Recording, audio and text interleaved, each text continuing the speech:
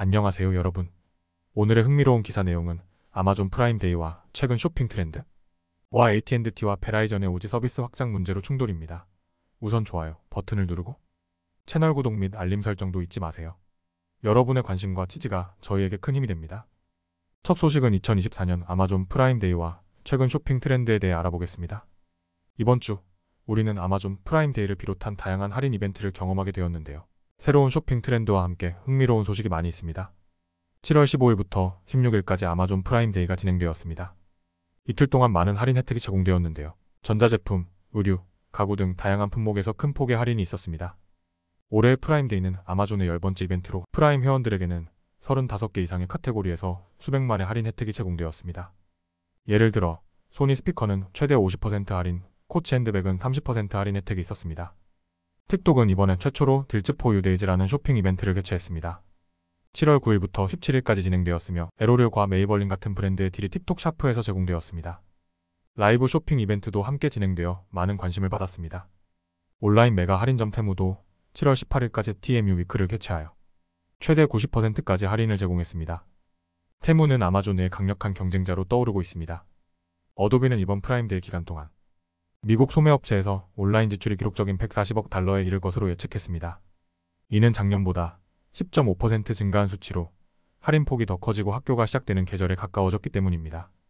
전자제품과 같은 주요 카테고리에서는 할인이 작년 프라임데이 이벤트 동안 14%에 비해 22%로 정점을 찍었습니다. EMA RKTR는 아마존의 매출 성장이 이번 이벤트 기간 동안 둔화될 것으로 예상했습니다. 아마존의 매출이 이틀 동안 전체 온라인 지출의 59%를 차지할 것으로 보이지만 이는 지난 몇 년보다 약간 낮은 수치입니다. 새로 맞아노는 냉각 추세는 미국 쇼핑객이 소매업체의 텐트폴 이벤트 기간 동안 상당히 더 많은 돈을 쓸 의향이 포화점에 도달했을 수 있음을 시사한다고 말했습니다.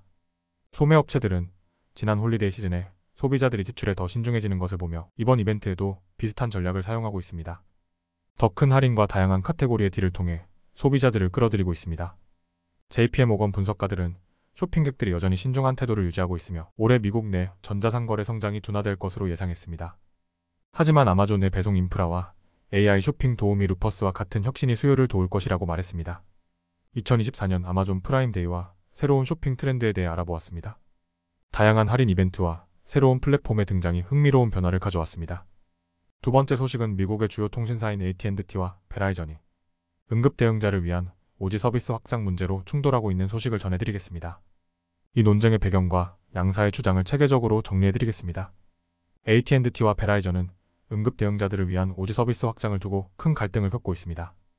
AT&T는 퍼스트넷이라는 응급 대응자 전용 네트워크를 운영하고 있으며 더 많은 무선 주파수를 확보하려고 합니다.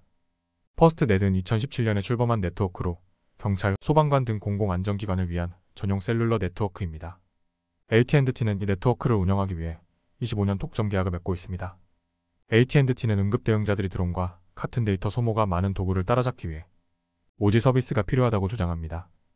AT&T는 퍼스트넷이 지역 경찰과 소방서가 가지지 못한 리소스를 사용해 더 높은 속도의 서비스를 제공할 수 있다고 말합니다. AT&T는 퍼스트넷의 운영을 자금 지원하고 정부의 계약 기간 동안 180억 달러를 갚아야 합니다.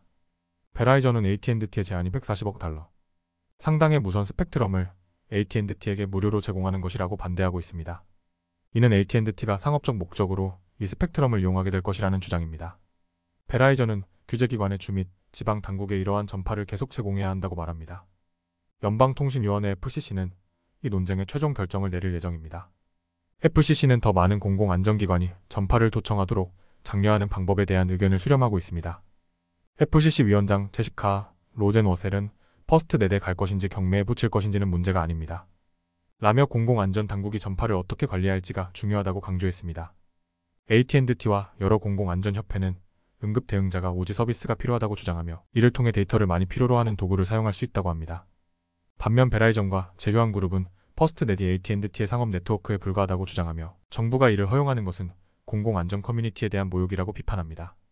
퍼스트넷은 지금까지 AT&T에 약 65억 달러를 지불하며 올해 이사회는 인프라 업그레이드를 위해 10년 동안 63억 달러를 추가로 승인했습니다. 커버리지 영역을 확장하기 위해 20억 달러를 더 고려하고 있습니다. 퍼스트넷과 AT&T는 그들의 파트너십이 성공적이라고 주장하며 600만 건 이상의 고객 연결을 보유하고 있다고 합니다. 정부 감사원은 계약 감독의 엄격성에 의문을 제기했습니다.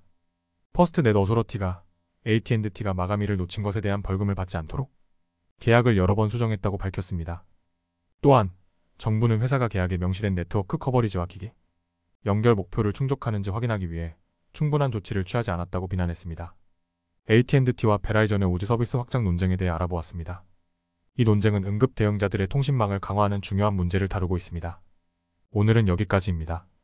다음 영상에서 더 유익하고 흥미로운 내용으로 찾아뵙겠습니다. 이 영상은 투자 의견이 아닙니다. 매우 감사합니다.